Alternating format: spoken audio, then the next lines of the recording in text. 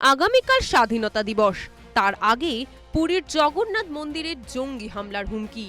পূর্ব ভারতের সবচেয়ে বড় তীর্থস্থান এবং চারধামের মধ্যে অন্যতম উড়িষ্যার জগন্নাথ মন্দির, আর সেই পুরীর জগন্নাথ মন্দির উড়িয়ে দেবার হুমকি। সেই হুমকি আবার লেখা হয়েছে শ্রীমন্দিরেরই পরিক্রমা মার্গের কাছে থাকা আরেকটি মন্দিরের দেওয়ালে। এই হুমকি প্রথমে স্থানীয়দের চোখে পড়ে।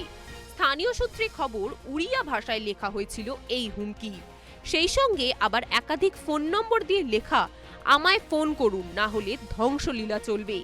পরে এলাকার সিসিটিভি ফুটেজ খতিয়ে দেখে অভিযুক্তকে গ্রেফতার করে পুলিশ। উড়িষ্যা পুলিশ সূত্রে জানা গেছে, ধৃত ব্যক্তির নাম রঘুনাথ সাহু, বয়স ৫৫ বছর, এবং তিনি নিজেই পরে নিজের অপরাধ স্বীকার করে নিয়েছেন। প্রাথমিক সূত্রে জানা গিয়েছে তিনি মানসিকভাবে অসুস্থ।